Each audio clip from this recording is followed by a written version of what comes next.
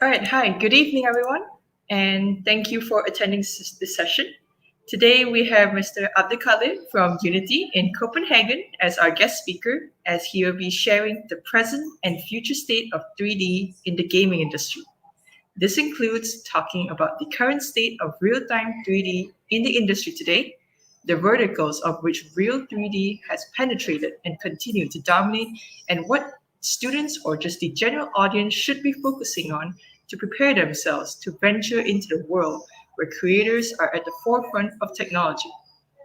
He is the creative director at Unity Technologies in Denmark, Europe. He has 13 years of experience in the industry and has a love for game art. Some titles he's credited for are the Assassin's Creed series and Need for Speed. If you have any questions throughout the session, we will have a Q&A session towards the very end, so stay tuned for that. And now I'd like to invite Alit to begin his sharing session. All's yours. Right, we are on. Thanks, Melanie. And again, thanks, APU, for inviting me to this sharing session. It's always great for me to be asked to, share some things that I worked on, the things that we do at Unity. And as Melanie mentioned, I'll be talking a bit about, real-time 3D, the art of it, and where we are today and where we're looking at in the future. So let's jump straight in. A little quick intro of myself. So that's me, photoshopping me. I was a student in MMU back in 2002. And I was a film student actually in the creative multimedia faculty. And after that, I ventured into the game industry. My first job was at Codemasters down in KL, right in KL Central. I think it's still there. And then in 2009, I moved to Singapore. I was very lucky to get offered a job to join Ubisoft Singapore when they just started their studio. And in 2014, I was offered a new role in Sweden. So that was pretty fun, moving to a new country, a new climate, a new city, a new job. So it was a little bit of an adventure for me, and still is until today. Here are a few things I worked on. These were the games I worked on back in Malaysia at Codemasters.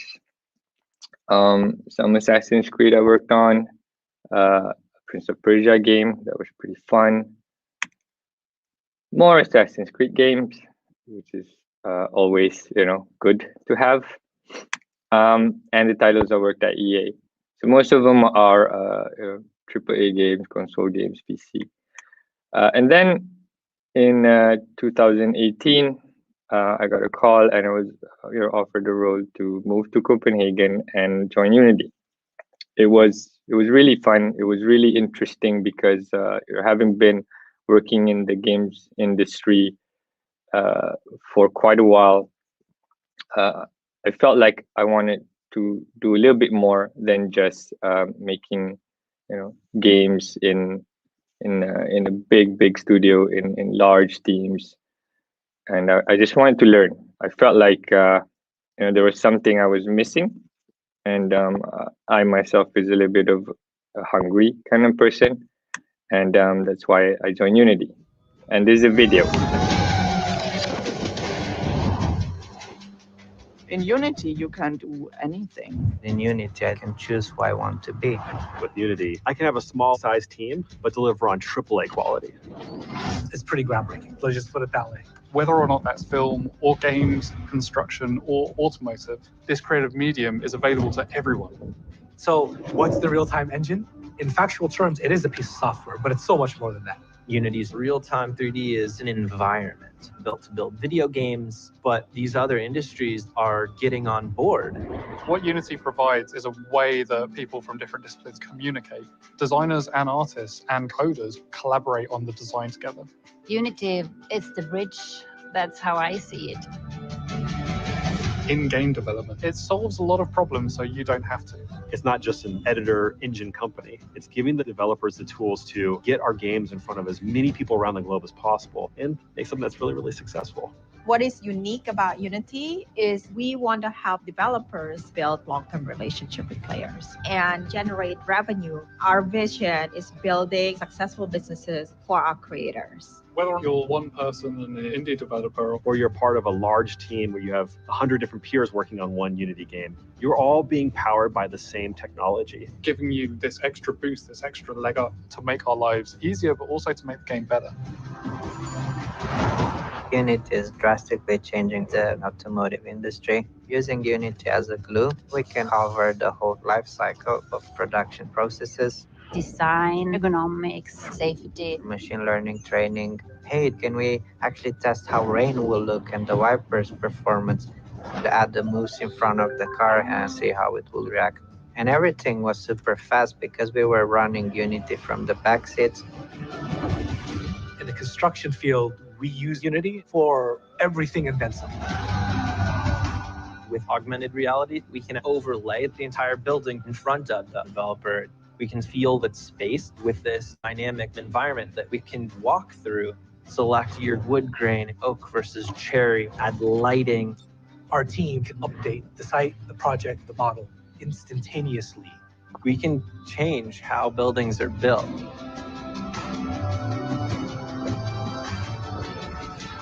We built all the tools of cinematography, staging and blocking and lighting and performance, and we built them into virtual reality. There's nothing that could get in the way of the filmmaker's desire to just work in real time, to work from instinct. Interactive animation has to be immediate for you to truly believe it's real. And that's why we've used Unity for that. This is the moment. This is the future of animation. Architecture. the automotive industry. Game development. The next great filmmaker is a child who has these tools in their hands. Even if you're one person, if you've got a great idea, you now have the technology to realize that. Creators are the pace setters, the dreamers, those with an imagination. And we are here to support them because we think the world's a fundamentally better place with more creators in it.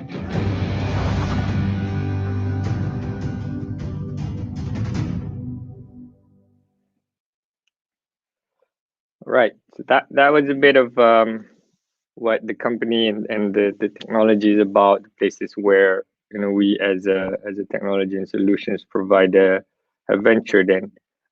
This is a picture I just want to share with everyone of my view every morning coming into work.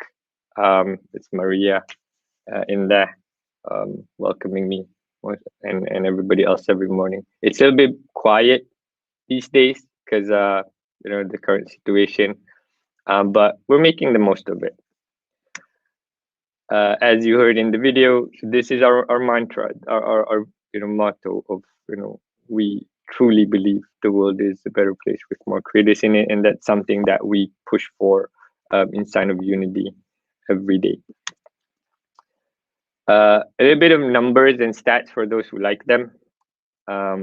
Yeah, we have 5 billion downloads per month of apps built with Unity.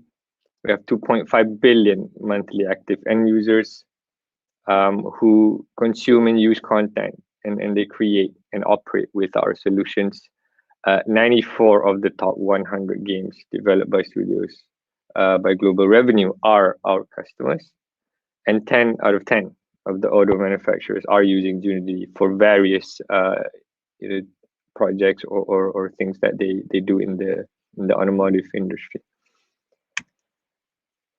And we have creators, users who use Unity in 190 plus countries and territories, which is pretty cool. Our global presence is growing. Today we have 44 offices around the world in 17 countries. Belgium, Canada, China, all that stuff, and I bolded Denmark because that's where I'm at. The closest, I guess, to you guys there is the one in Singapore. Unity was founded in 2004 actually in a little apartment not far from this new office we have downtown, and today we have almost 4,000 people in the company with us. All right, so that was a bit of intro of a bit of myself, a bit of Unity, the company I work for, and some stats, and I just wanted to share with you a bit about what I'm gonna be sharing with everyone today. So it's very much about, I contemplated on the title, I contemplated a bit on what I want to share, and oftentimes I have this choices I make when I put a title, and then usually that would really define what I'm gonna talk about. And there was a lot of topics to choose from. There was a lot of things I could share. I could share one thing and then go super duper deep, or would I share as much as I can with the time frame I have, to give as much information in various different areas, for everyone. So I chose the latter. I chose that, there's a lot of stuff we do here at UD, and not everything people know, or maybe some people would know a bit of this but not the other one, or more of the other one but not enough on the other areas. So yeah, this is what and also where we are today, right? Like, the reality is so different today than, I guess, 2019. So funny, I have to think how long it has been, this situation that we're in. But I said, we are creatures, or species that always finds the best way to make the best of the situation. So I want to talk a bit about art, as I am mostly art and artist at heart, and what I do involves very much about the arts and the visuals, and how art and real-time 3D is playing a really big part in this new world we live in today, and how Unity is embedded in these things. And of course, I want to tell everybody, and this is what I tell everyone, when we're facing challenges in what we do, the things we do at work at Unity is we take pride in solving hard problems. And when, things are tough and, crap hits the fan, I will always tell my team, calm down, take a step back, everything will be okay. And I think it's something that I want to tell everyone as well. Everything will be okay.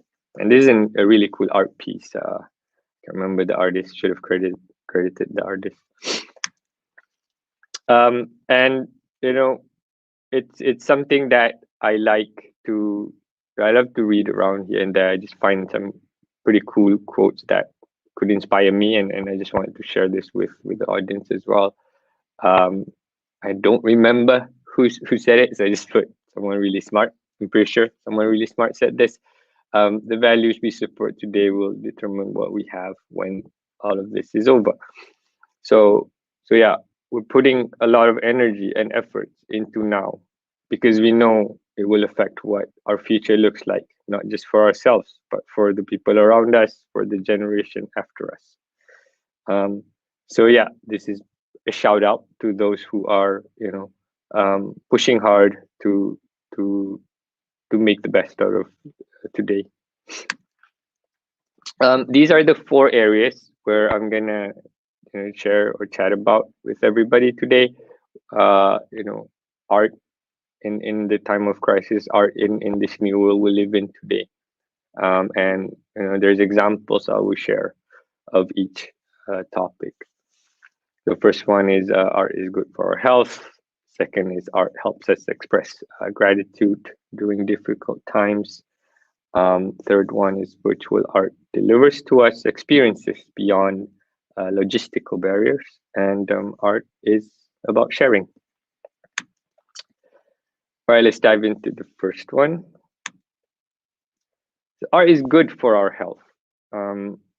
Throughout time, it's proven that it's tools for stress reduction and well-being. Audio and visuals are a great thing for us. I mean, imagine without it, right? we do. There's also information and studies about physical and mental benefits of people who make art, and even just staring at an artwork. It does good things for you. And also there's art that are used to process trauma, and to express difficult feelings or hard experiences that some people have challenges verbalizing them. So they project it into art, in any art form. And also art helps, people who's going through this, work through these experiences and come out of it stronger and better. And I'm going to play a video of what I believe is interesting, what was made with Unity, and it relates to a bit about art and health.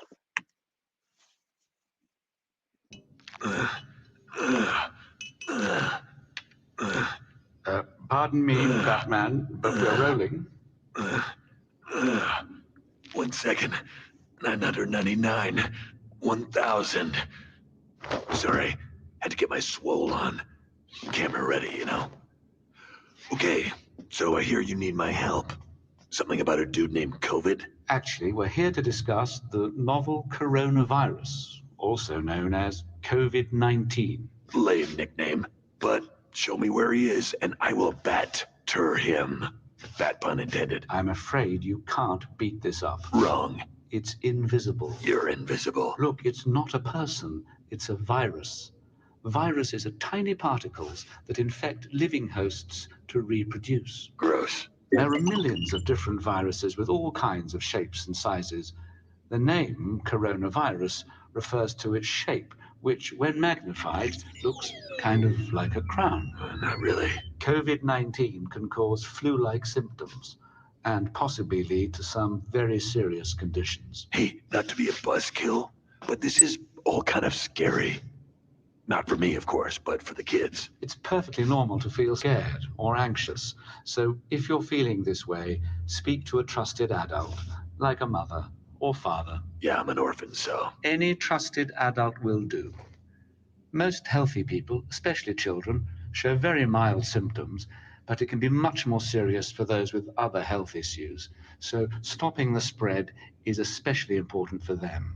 And remember, while we can't beat it up, if we work together... I work alone. If we work together, we can beat this. I got this. Look, you guys can be superheroes by simply listening to health experts and helping stop the spread of the virus, which is far less difficult than my job, fighting crime, but still super important. Remember the things that we can all do to help get us through this time safely. Wash your hands, maintain good social distancing, and watch Lego Batman on repeat. How's that? Oh, exactly what I should have expected. I win again. Right. Actually, one of my favorite PSAs. The other thing is art is good for our mind. So art promotes health within homes. Data shows that because we're all in lockdown, because everybody's at home, there's a lot of new things or extra things people can do that they usually wouldn't have enough time or never found time to do. And we could see that people are being creative at home. And we could see that there was a lot of Unity adoption and Unity projects, new projects being created. And the numbers have rocketed so far. And I want to share one thing that, for those who don't know much about it, our partnership with Lego, and it's fully accessible for free for anyone who's interested to try it out.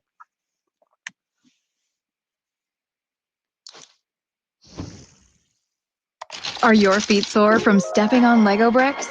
Then it's time to build your first interactive Lego microgame. All the Lego pieces you need. Snap virtual bricks together as you normally do to set up platforms, obstacles, and pitfalls. Then bring your minifigure to life, running, jumping, somersaulting, avoiding trouble, or maybe not, racking up points, maybe not. And finally, winning. Then share the fun so your friends can play too. Start creating your personal Lego micro game today.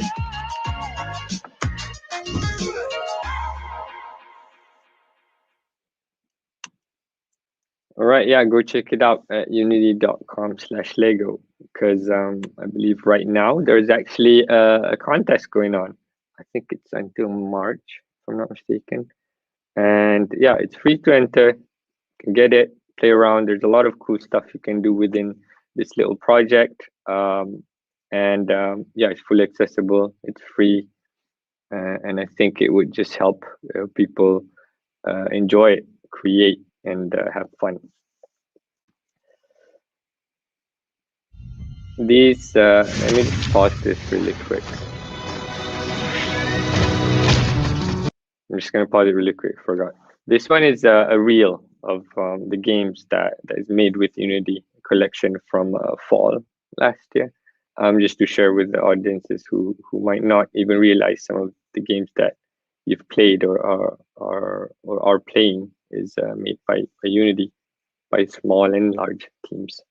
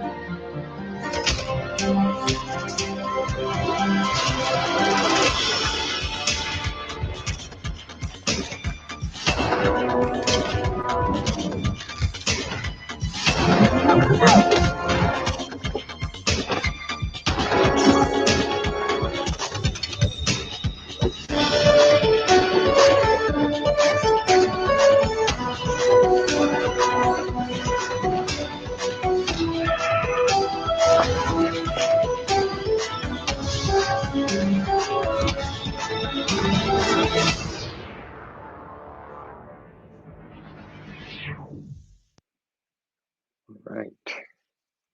So next. Second part, art helps us express gratitude during difficult times. So yeah, I think these challenging times, it's a great reminder that, you know, everything we do, we're thinking about everybody else. A lot of times I see a lot of information, communication being shared saying, hey, you know, if you don't think about yourself, think about others around you, think about family, think about friends, and following, you know, the SOPs and all that. And you know, everybody it reminds each other on this fight is not for one person, but it's a global fight we're in, and that united, you know, we are strong. And you know, here's a little funny thing that went around where when Biden went up, there's a tagline saying, "With unity, we can do great things." I think this was pretty cool. But what I wanted to share was, you know, there's this little short film that was made. I think it was last year or the year before by a small team, led by Yibing. She's based in San Francisco, and yeah, it's called Wind Up. It's a really beautiful short film, fully made in Unity. I think it was version 2019.2, using as much as you know, everything out of the box actually, and not using any crazy custom tech or features. Pretty much using the not so powerful machines, good average machines. They did a lot of smart tricks on it in terms of optimization, making sure it's performant. Built a lot of really cool tools to really help the artist workflow, given that they're a small team, and to really push and achieve this level of quality. Even for us internally, when I first saw this, I was just like, wow, this is really impressive. And actually, the true thing that I think is really interesting is that the film was made, as a dedication to the people who, as you could see, are fighting against sickness or are fighting against the challenges, and to the people around them, around us, that's supporting to heal. I'll play a short trailer. This film is out already, available on YouTube. Please check it out. It's a full-length film, well, short film, 9 minutes, 10 minutes. I wouldn't play the whole film here, so I'll just share the trailer. But I hope you all could go check it out, and share the love.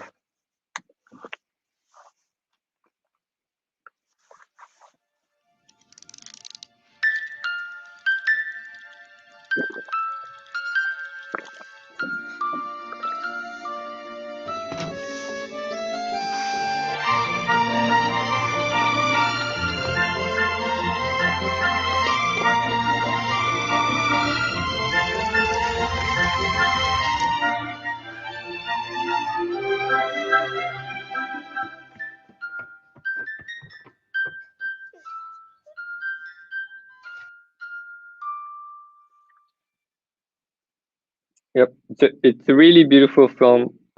It received a lot of recognition actually. And the latest update is it's now selected for 19 film festivals. Among them is the LA Shorts, Urban World 2020, SIGGRAPH, Woodstock Film Festival. So there's a bunch of them. So yeah, if you haven't watched it, please check it out. And there's also a few Unite talks of it, a few tech artists sharing some tools that they used in Unity, and hopefully it could provide insights for everyone who's interested in animation in real time. I think today a lot of things are moving into real time, and as I mentioned earlier, this is like a short summary of the project. Standard computer, the rules and the about poly count and features that they could afford to use. And yeah, from a visual standpoint, or texturing and shading, it uses pixel displacement instead of tessellation, just to save cost on the performance, and joint animation instead of animation caches on Alembic. So it's pretty standard things that was used. So yeah. Third section or third topic is virtual arts delivers to us the experiences beyond logistical barriers.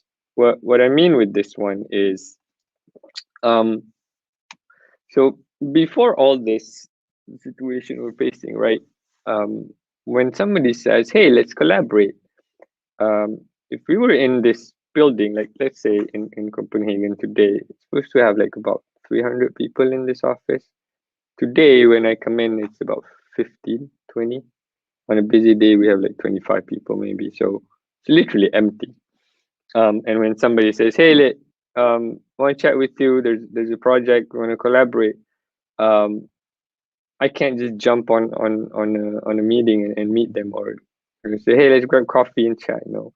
Or in this particular case, it's with Volvo, where they reached out and they wanted to collaborate, and they had some ideas on what it would be and how they've been using Unity for a lot of their projects and experiments and simulation, safety, and all that.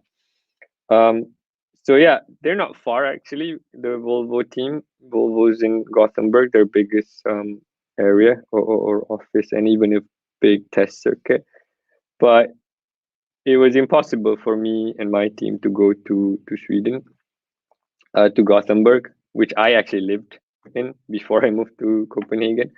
And what we try and do is use the best tools and things we can. So we jumped into a Zoom call, shared a few ideas, and they said, "Hey, we wanna use Unity to showcase our car." And I'm like, okay, we wanted the car to actually be, put into our showroom template. I was I didn't want to use a generic unlicensed car because I felt like, to really provide to users, giving something that is more official and real, so to speak, would provide a better impact for users, right? Like, and when they open it up, open the project, they can see and touch, virtually, of course, the car, and see how it was produced, how things were optimized, which shader we used, which lighting setup.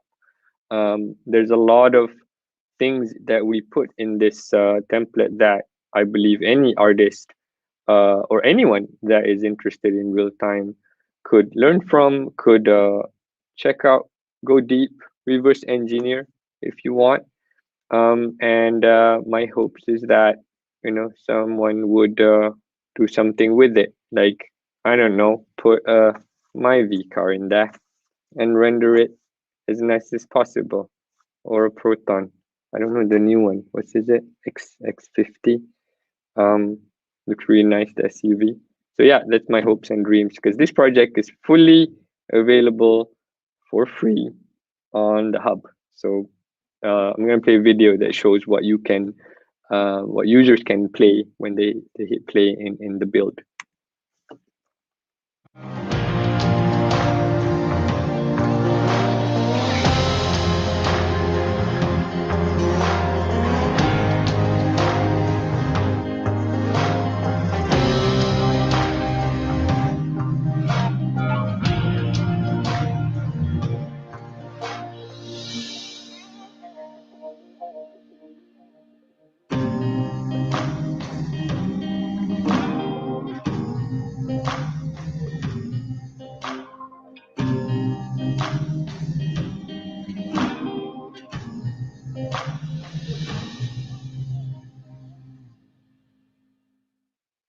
So yeah, like I mentioned, you can do a lot. You can see those little widgets that shows, like, lights on and off, changing paint, opening doors, rotating. There's a few presets in there. I'll share with everyone in a bit what other lighting presets are in there.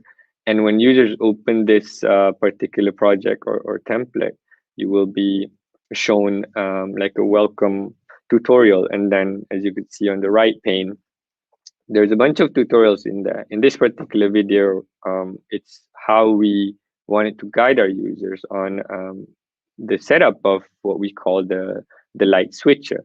So what it does is it allows users to set up different lighting, and they will be built into separate files.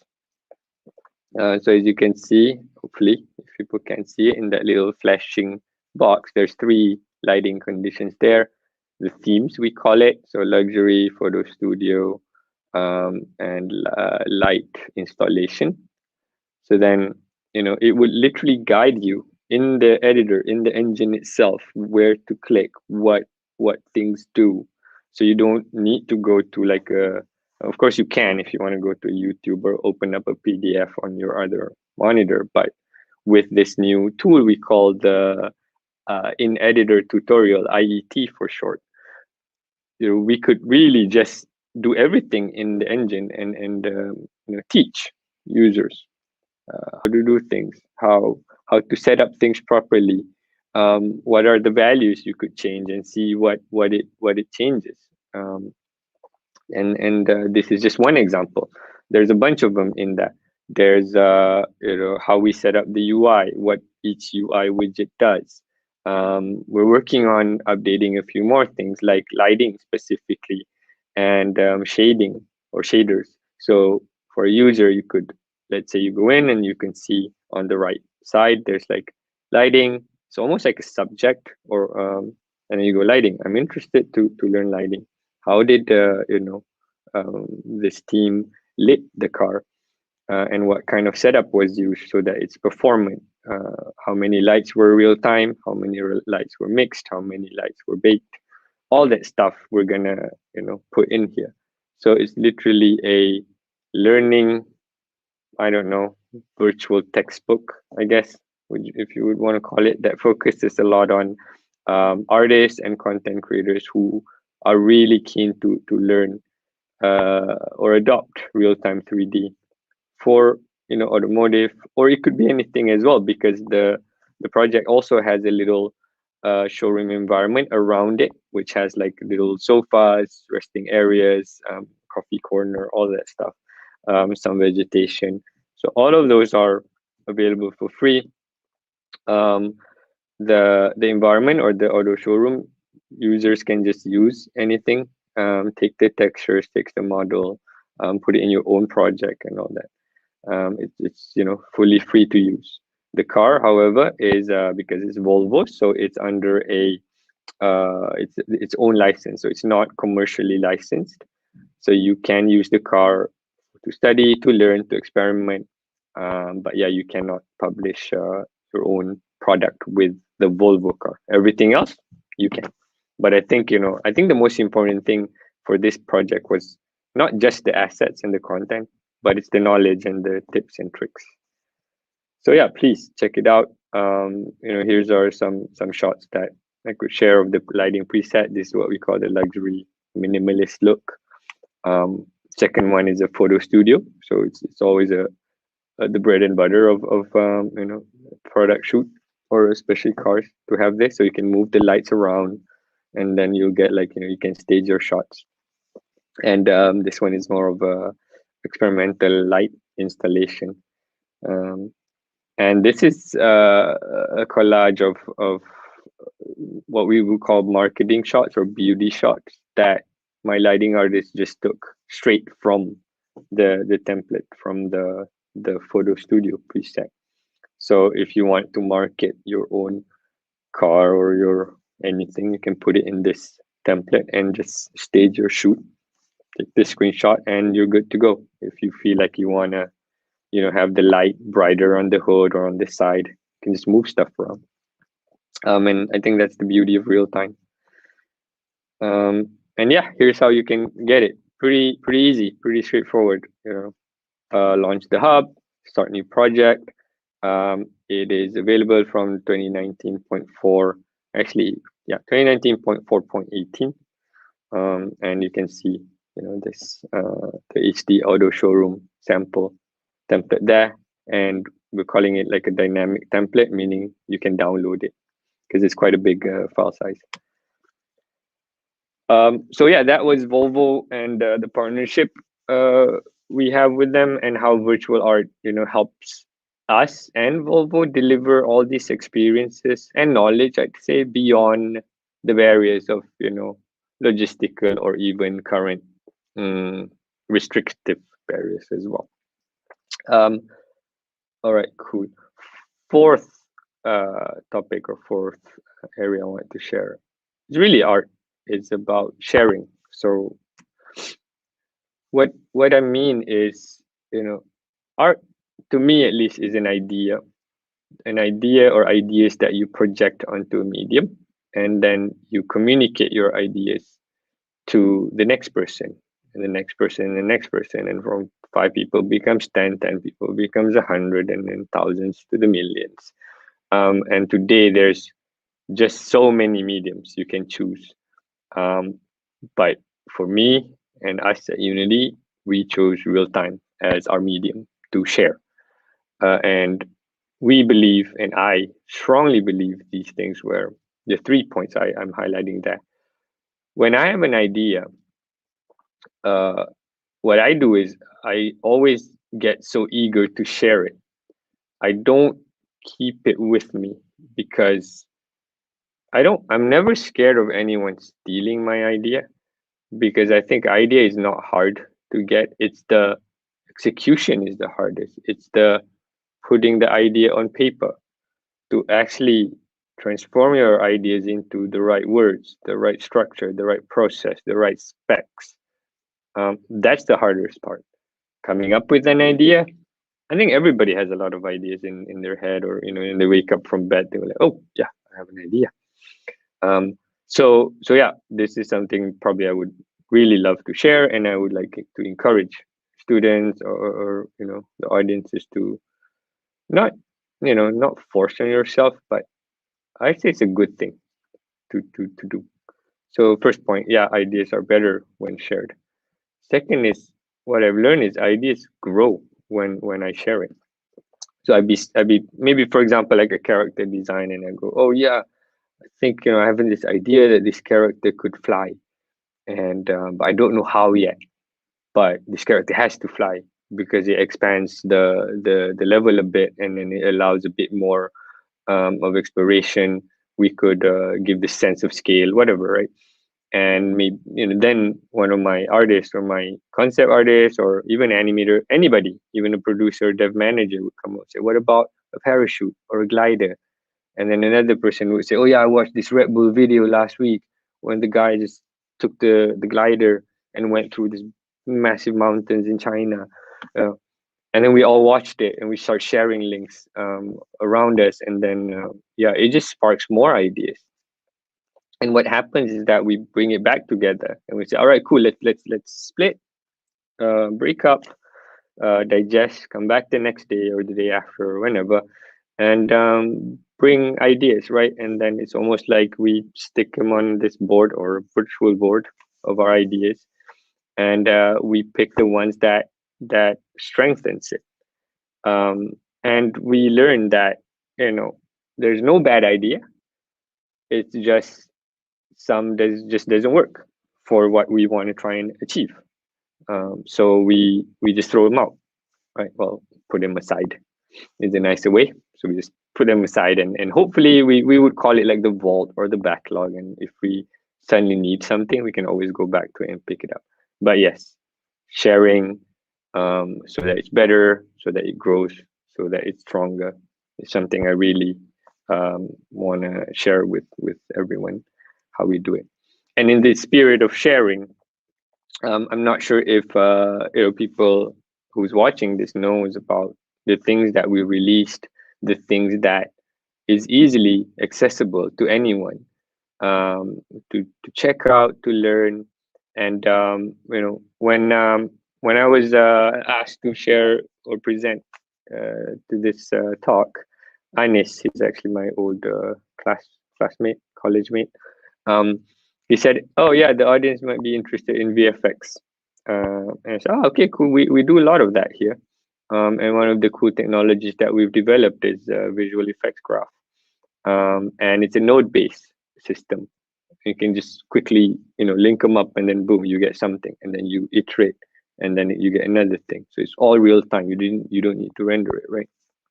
And the amazing team in Paris, the graphics team and VFX team, they actually built this demo, and it's actually available for public, and they're maintaining it. They're updating it. Can't remember which latest version they have today. I think it's 2020, Unity 2020.1, and that's a link to the GitHub, so you can go check it out, download it. For those who haven't seen it, I'm gonna play a short trailer of what you would get when you do get this project.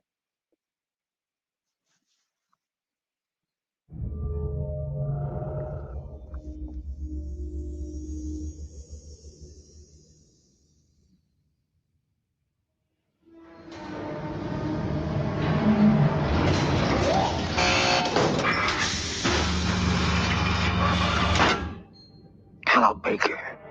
Can you hear me? I hope you made it safely down there, and I hope you can hear me. I can't hear anything. The whole system's busted.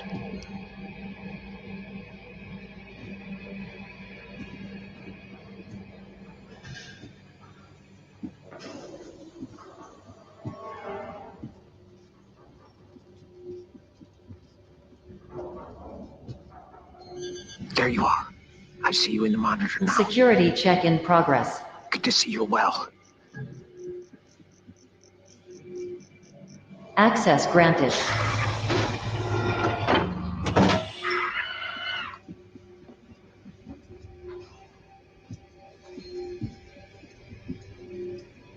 There's a secure shell terminal there, just where you are.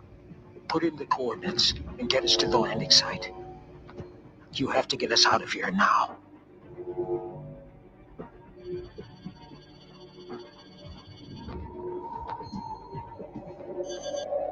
Select landing target.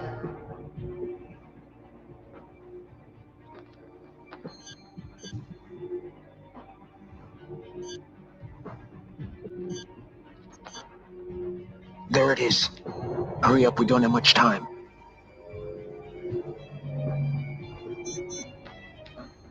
Landing target located. Attention. Multiple weapon signatures detected. Incoming. Baker. They're here. Shield taking damage. Warning. Power down to 32%. Substantial damage to shield. Power down to 17%. Core energy depleted. Shield power down to 9%. I'm sorry, Baker. Sorry. Warning. Shield has been deactivated. Immediate evacuation. Proceed to the tenders now.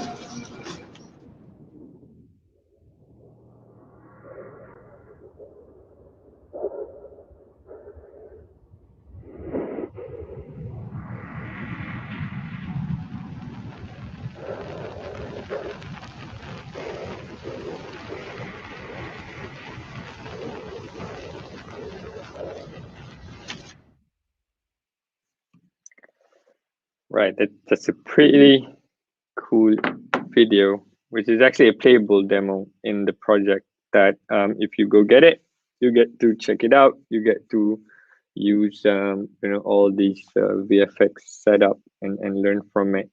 And yeah, shout out to Thomas. Actually, he's the VFX guy that did all this cool stuff you saw in there. He's actually in my team right now doing VFX for some of the project, which hopefully we can release soon, sometime this year, so that everybody can also check that one out and benefit from it.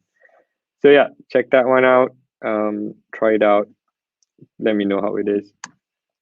The other one is this one's super cool because I'm pretty sure majority of you have seen it.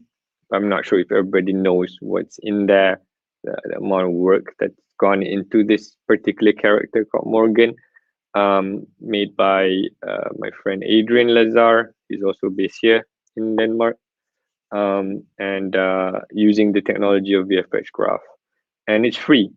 You can just go to Asset Store, search the Heretic VFX character, and download it. Works straight away once you import the package. And within it, there's like a bunch of cool stuff you can do. Snippet of it I'll share in this video.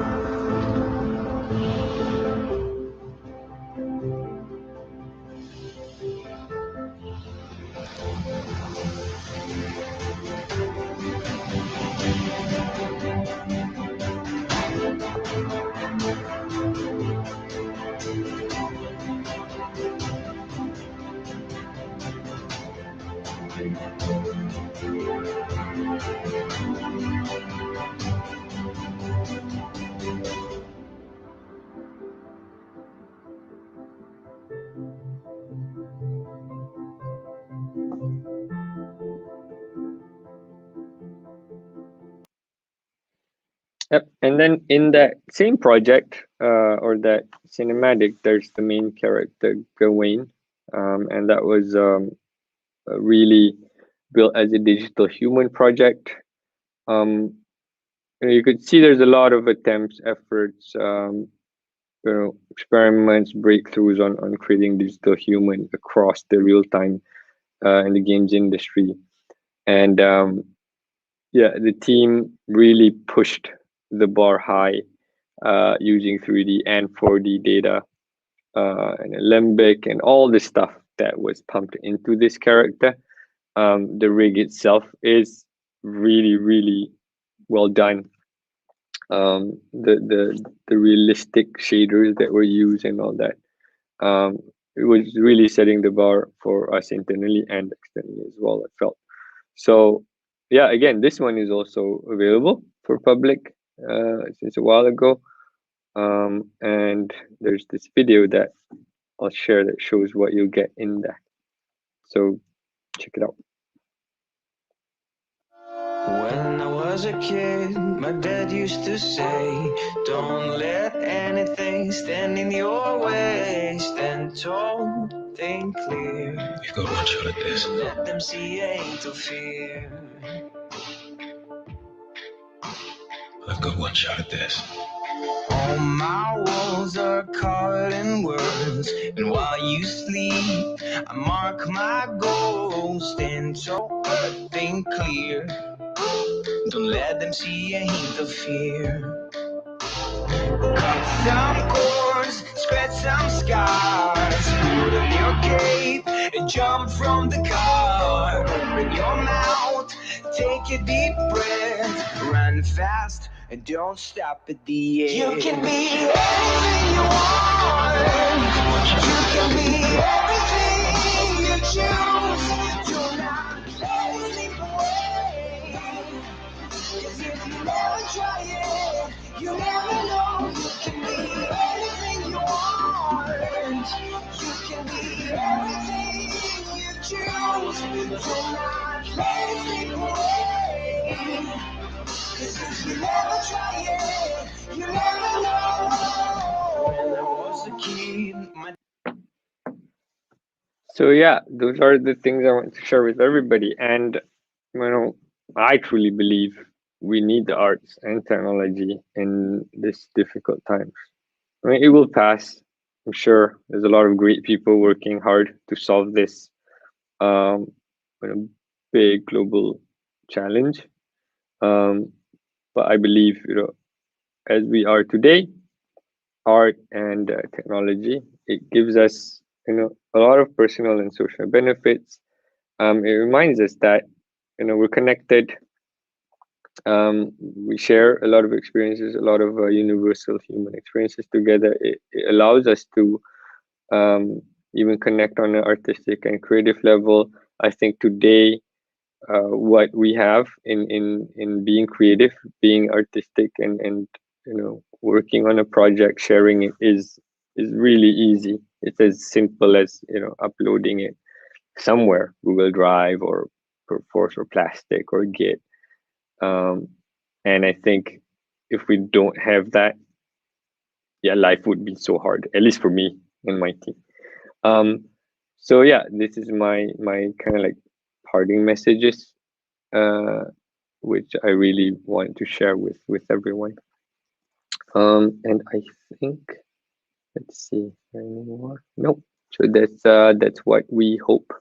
What I hope when people access these projects, when people access those content, the learning, the tutorial is for everyone to explore, the projects, learn from it, and create your own projects or creative or art with it, with real time.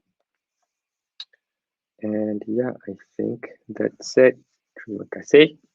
And you can see that's my email there, ilit@unity3d.com. If anybody who watched this sharing session has anything they want to reach out to me about, feel free to do so.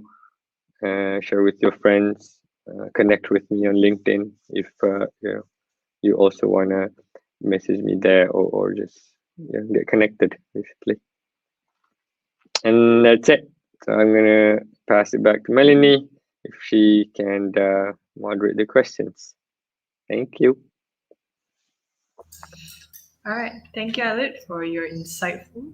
And I really do love the quality, especially of all the projects that you showcased. And thank you. And if all right, we can move on to the Q&A session now. We do already have a few questions up, but if anyone else has future questions, please feel free to drop them in the comment section. All right, first off is referring to the cars that you showed earlier. They asked, how would you recommend for someone to get good in shading? All right, Rosario, Rosario the cat. Thank you for the awesome compliments. I would say if someone wants to really get good in shading, it's about for us, how we do it is we always have references, either in the photos or even in 3D references. And what we have as well that is available for users today is a measured material library. If you Google Unity measured material library, there are samples there that you can just get and check out. Like there's samples of paint, wood, glass, and you can just use them right away. But you can also modify them to your heart's content. But coming back to getting good at it, it's always reference. It's always a target where you wanna achieve. And especially today, with shader graph, it's node based, so it's super artist friendly. You don't need to do coding, right? There's a lot of things you can do with it as an artist or tech artist to achieve the look you want. There's a bunch of tutorials out there. A lot of Unite talks as well. We will do ours soon, hopefully, in the coming weeks on a full deep dive into the shading of the car in the environment. So you can just check it out and fiddle with it to learn. All right, then. All right, so moving on to the second one is regarding to the playable demo that you showed earlier. They're wondering about how many people it took and what's the approximate time that it took to develop it. So yeah, we like to call those like either vertical slices or mini demos. What the team that is executing it, we usually call them the production team. And usually they're not too big. At Unity, it's a tech company, so production. At least my team today, we're about 10 people. And let's say the demo team, they're also a small team as well, 8 to 10 people as well that did the Heretic. The team that did the spaceship was also much smaller, I think maybe 4 or 5, because what we do at Unity is we focus on the foundation of the technology, like the VFX graph, the rendering pipeline, lighting, tech and features, so that if the foundation is good, it's almost like you have these amazing tools, right? So you could imagine if the production team is just the chef,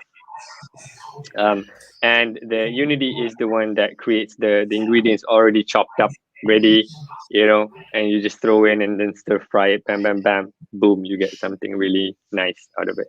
Hopefully that metaphor works. So, and it's not long, to be honest. If we just take away the technology development part, that one takes a long time and it needs hundreds of people to work on, because that's the core technology, right? The production, usually it's between, I don't know, 3 to 6 months maximum, and demo team usually takes a year to do it, because at the same time they're pushing the bar of technology, pushing the rendering quality and features. So they're almost like R&Ding and production at the same time. For the car project, the Volvo project that me and my team worked on, it was about 4 to 5 months for us to build. I see. All right. I think that everyone was pretty impressed because, like, with each video, it just like raises the bar even higher. You even see more quality stuff and like, very impressive interfaces. So this comment is wondering about what is the project that you spend the most time on? Based on if the one you've seen, I think probably that Volvo is the longest one, because one of them is always the ideation, the conversation with partners, and because it's a partnership, we really wanted their product to be shown in the best way, but at the same time, we're thinking a lot about our users. So yeah, that one is like 5-6 months of production, a month or two in pre-pro and conversation. So because at Unity, we do those products or projects or production that are what I call bite size, right? It's not like a full blown car game or stuff like that. It will be like hopefully if there's a development there, it could be a drivable version. Who knows? That'd be cool, right? Driving out in a city or in a track, whatever. But most of our projects are short. It's very, very different than my days at EA and Ubisoft, right? Like a typical Need for Speed or Assassin's Creed projects, like 3 to 5 years maybe. So it's like 10x less time. So I'd say less because we focus on as I mentioned earlier, the foundation is strong, to execute is quick. Right? I see. All right. So, and as there are quite a couple of students in our session, and that they are concerned and also interested in knowing on, as a newbie, what should you start and what should you dabble in regarding 3D animation? Yeah, good question. So there is actually this. I don't know where I can post it. Apologies, I didn't add it in my slide. But in Unity Learn, so Unity Learn is now free. Like literally everything is free forever. There is a area where if you go real time animation, there's a Learn course that you can download the project, and it comes with a rigged character, and you could see it's fully tutorialized. You just follow step by step. But I think if I were to really recommend, the full journey of it, for me, I would say the foundation is the most important one. Because either 2D or 3D animation, it just comes from the core of animation itself, right? And then you pick up the tools, like you can use Maya, Max, whatever, motion builder, if you want to do key animation. And then you can use so many other, what do you call that? There's motion capture libraries now that you can just buy. It's like $1 for one walk cycle, and it's fully mocapped and cleaned up. And then you can import it into your project, and you can do your version, and you can reference it, right? Because that's how I do it here with my team, where say we have this I have this idea of this character, and I want it to do like a ground smash with a big axe, right? So they would do like a rough animation. First, I'll go find a video, or go, if I'm lucky, I can find it in motion library, import it, and then we just look at it and we try and make it better. So yeah, today I think there is fundamentally infinite ways to start your journey in 3D animation. All right, I see that. And as students, especially year 2 students, they are currently approaching internship pretty soon. So are there any tips that you have for fresh graduates in finding internship in the relevant field? Like maybe what should they prepare in their portfolio or their resume? I think it needs to be about what you really want to do, right? Like, what is it that you want to build, or what is it that you want to contribute to either a studio or a company that you believe you can bring an impact as much as they will bring an impact on you. I think you could say, let's say, you want to be the best real-time environment artist, or a sculptor or a modeler, or you just want to be the best texture material person, right? You can choose so many paths, either super specialized or generalist. At Unity, we have both. So again, ask yourself, like, what is it that you want to learn the most from? Because usually when students ask me, I haven't interviewed interns for a while, but when I did, I look at interns as like, I need to give them something, right? Like, because internship is about learning, preparing for the real world, right? So I will give snippets of real world, but not, don't want to overwhelm the intern. They probably go super stressed if I gave them like, the full blown task, as if I given it to my senior artist, right?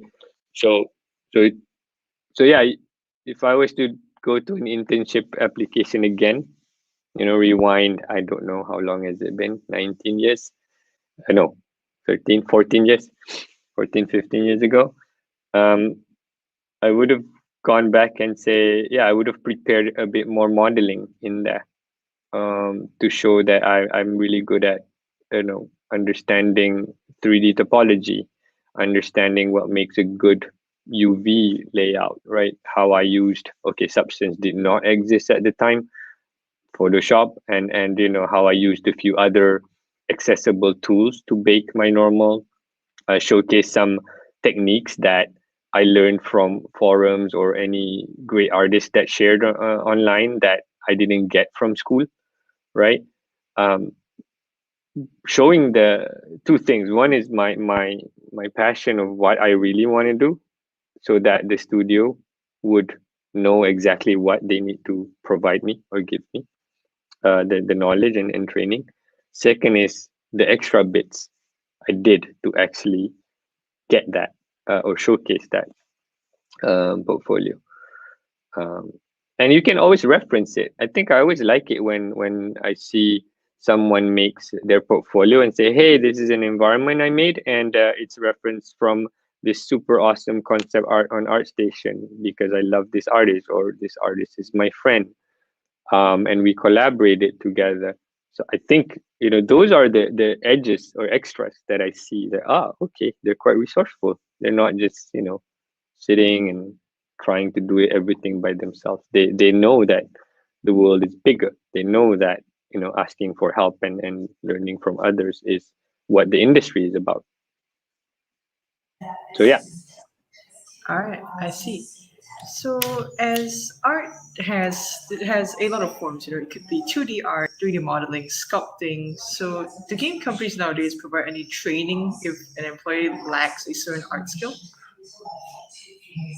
I'd like to say yes, because at my days back at EA, we do a lot of those. So let's say a new artist joins, and the first thing we do is, and at Unity as well, we have 3 weeks of what we call onboarding.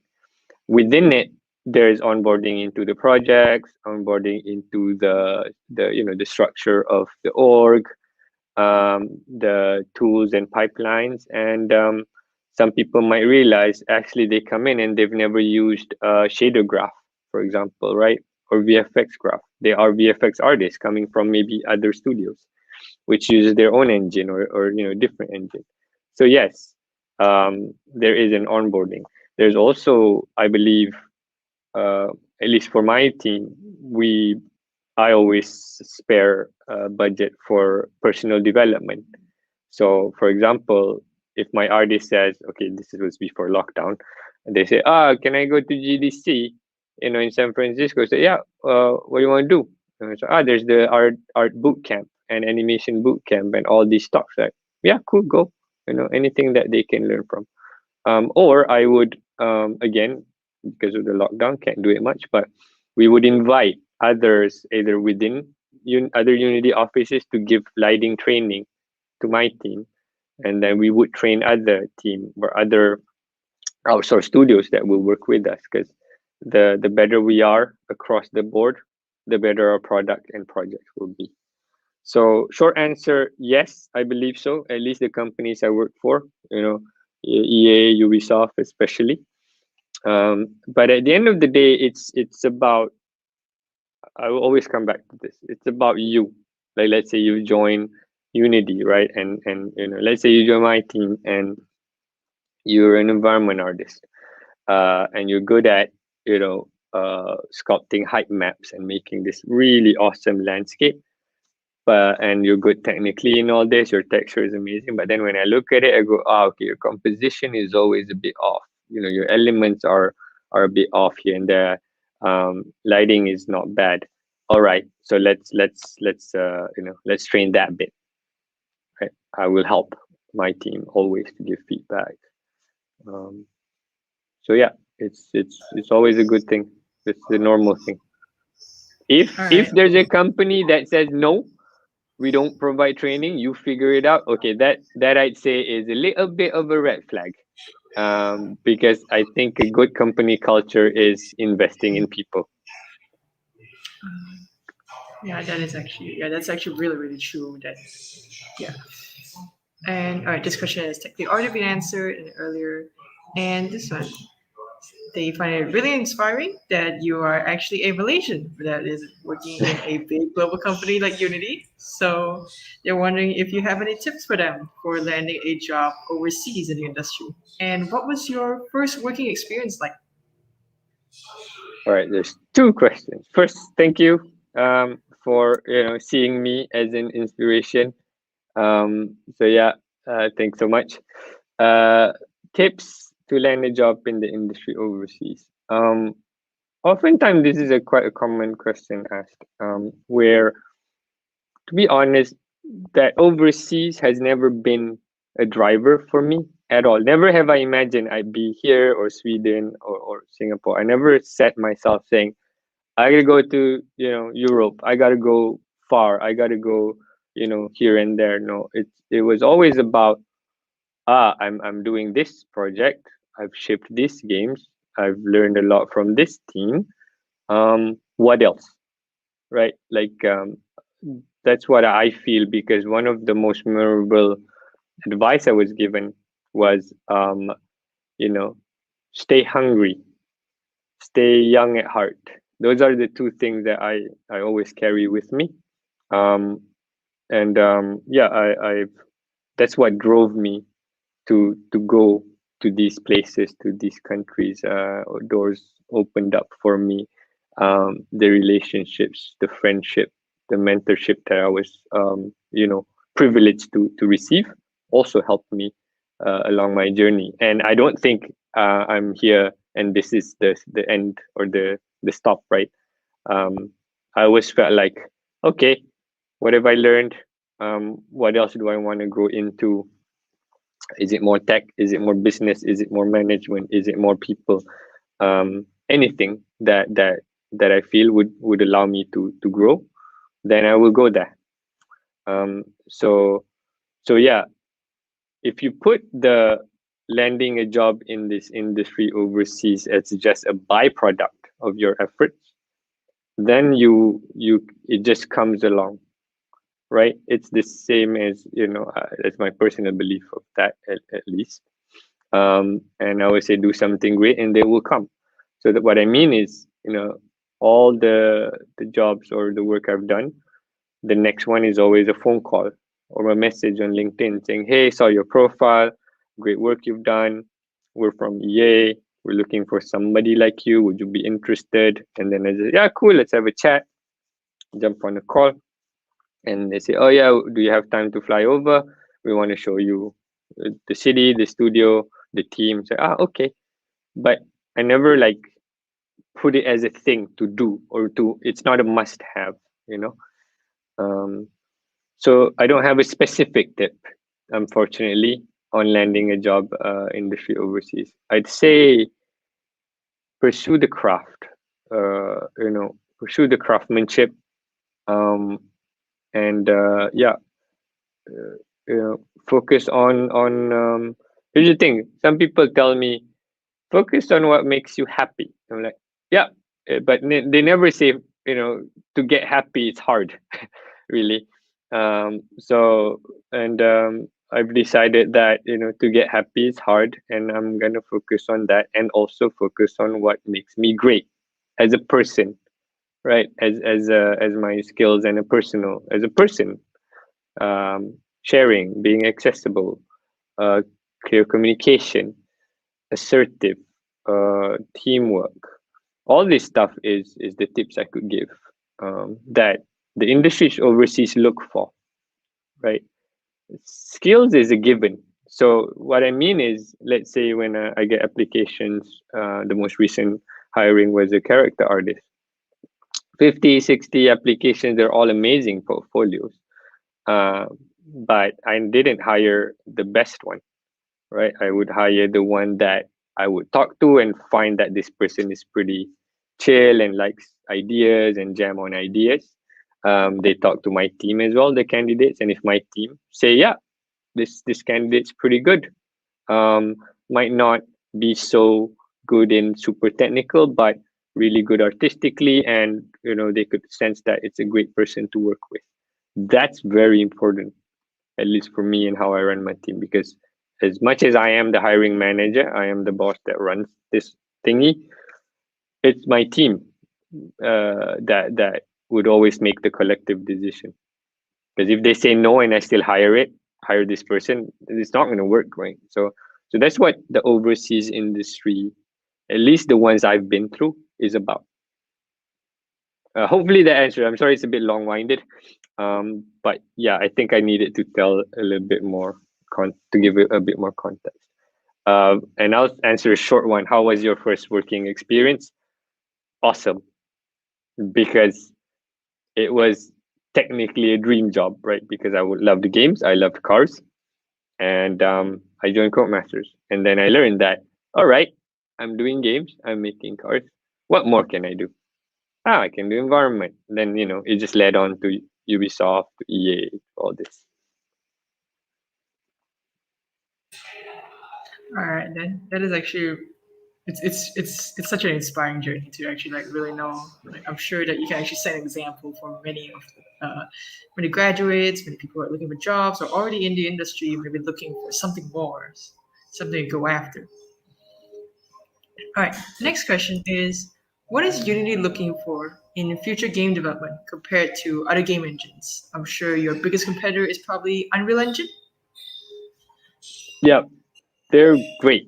I'd say, I think you could see it as a vibrant. The game industry today is so vibrant because of Unity, Unreal, Godot, Unigine. There's so many engines out there, I'd say, and I think what we at Unity focus a lot on for the specifics of future game development is it's not only rendering power or tech features, all that. It's how do we help game developers, either big or small, be successful, because game development is just not only just about graphics, right? Or it's not only just about making it for PS5, for example. It's a business, right? When you build a game, it's a product, and you would decide, do you want it single player, multiplayer, cross platform? Do I want to just focus on Asia, or do I want to go global? Do I want it free to play or boxed? So there's a lot of decision made that would eventually lead to it being a business, or product to a business. So at Unity, we focus on the create and the operate, because together that's a game, right? So that's where I believe where we're heading, to always support these two, right? Unity ads, multiplay, VVox, all those when VVox and multiplay were acquired into Unity. It is because of that. It is because we look at it and we go, yeah, the game industry needs these kind of things, needs these solutions to allow them to be successful. So I think that's what we will always strive for, the success of our users, either small or large. And yeah, going really wide on this, create and operate. All right, that's really interesting to know. And as you had said earlier, that COVID had affected, a lot of companies, whether big or small, and people's moods, teamwork, development. So, how would Unity pave the way forward in game development and the industry as a whole in the midst of post COVID-19? I'd say it's about the collaboration aspect of it. I'd say in finding or paving the way for the industry to be able to work better remotely. I mean, even we are all working remotely, right? And there's so many tools, so many things that we are developing or just acquired as well. Like we just recently acquired Plastic, which is like Git, closer to Perforce actually, because it could handle the large file systems. And you get free, I think I remember 5 gig, 10 gigabyte, just to start with. And it's fully connected, right? It's integrated in Unity.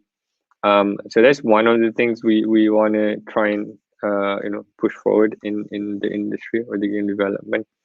But again, I think coming back to the first point or the previous question, it's about the solutions of it to really get people to be able to be successful no matter where they are when they use Unity. Me, at least, my team, we're pushing hard to allow users and content creators to accelerate their path of productivity with the projects that we release as a team. For example, the Volvo project, right?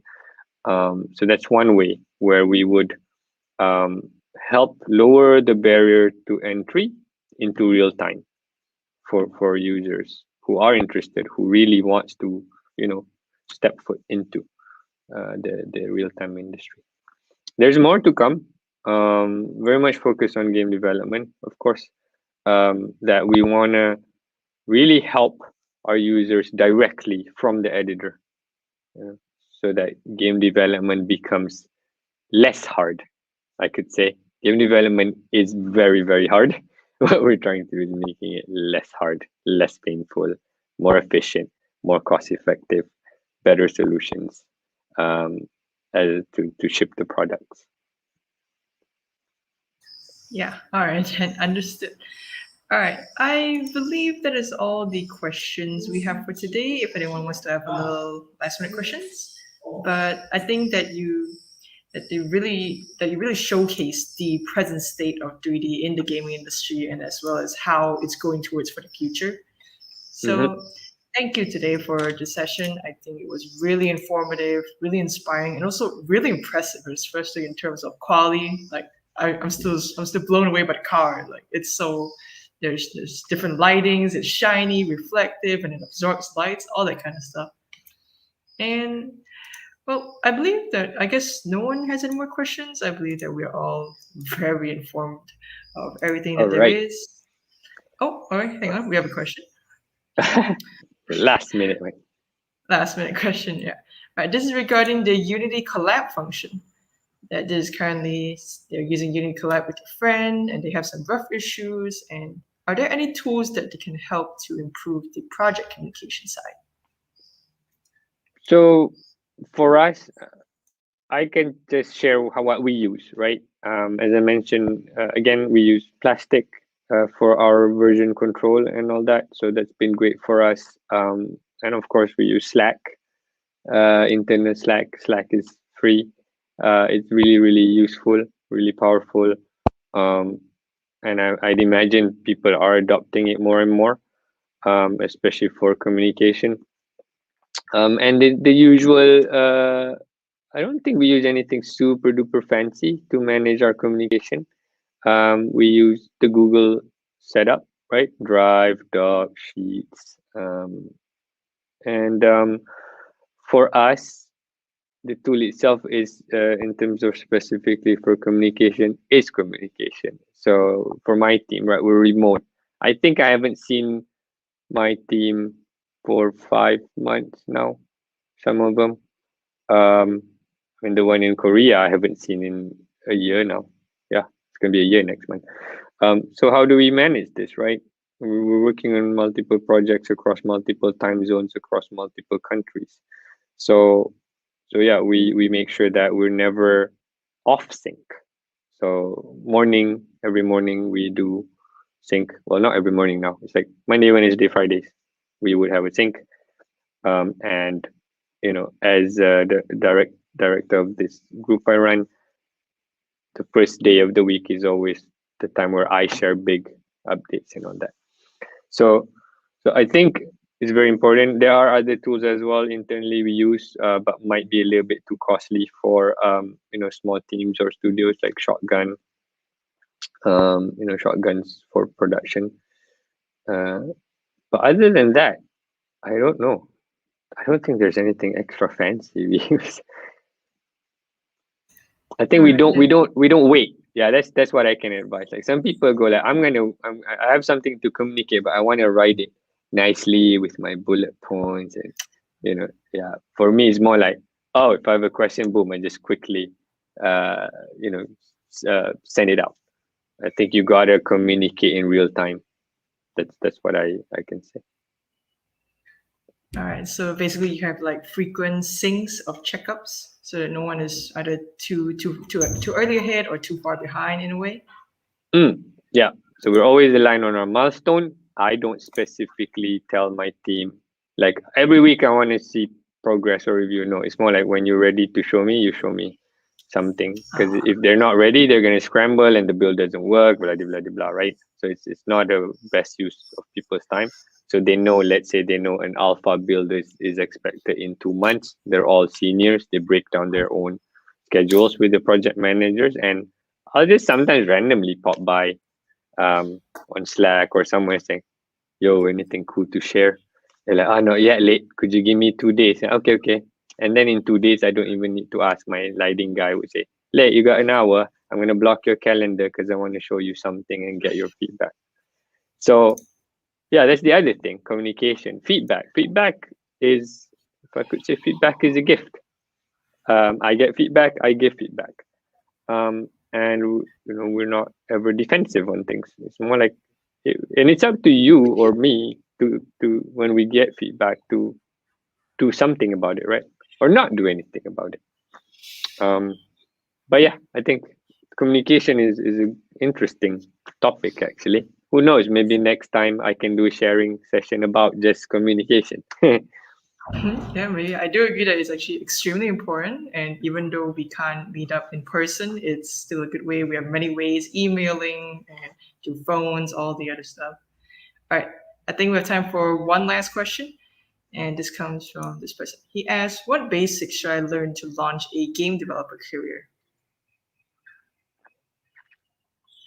That's a very wide question. Game developer is usually when I see somebody at Unity at least has a game developer title, they're more on the engineering side, like a gameplay programmer or but I don't know what Rabbi Khan is the specifics of it.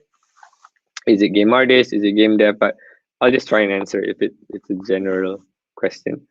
Yeah, of course, first decide what you want to do in the game industry, like like game development. Do you want to do it all? You can as well. Like I've seen one man create games, but you could see also that either he or she has to spend so much time and effort doing everything, or they would focus on, yes, I want to be a game designer. I'm going to show you how or why you should hire me as a game designer. I made this little demo. It has the core game mechanics. This is my design documents. These are some ideas. These are my references. Please play this build. And the unique selling point of my idea is, I don't know, like this guy is a harvester, whatever. Like you can really showcase it as almost like a fake product that is a little demo, right, of what it could be. If Rabbi is asking about game developer as artist or animator, then yeah, you just bring what you want. They say, I'm an animator and I want to join the game industry. Here is my animation sample that shows how a game character or a game NPC would do XYZ. So relevance, context is important, right? You can't go and say, hey, I want to make games. I want to make animation for games. And here are some of my examples of an animation from a cartoon episode. It's good though if the foundation is strong, but if it was me or any person to hire, it's a little bit harder because we can't see how to take that. But I would still hire the person if their animation from a cartoon studio or a film VFX, the animation is amazing, but the effort to actually bring that animation from offline rendering to real time cannot come when they join Unity or join a real time industry. They have to show that they've done that a bit, even if it's not good, even it's not perfect. Yeah, they need to showcase that. I hope it answers his question. If not, please email me if you have actually more specifics, or the answer I given was not exactly what he was looking for. All right, then. All right, sure. I believe that is definitely all the time that we have for today. And before the viewers leave, don't forget to fill up the given link for feedback on Alit's presentation as well as your e-certificate. All right. And on All behalf right. of APU, thank you so much to Alit for joining and sharing his insight on the industry. Thank you so much. Thanks. Have a great day. Take care. Bye.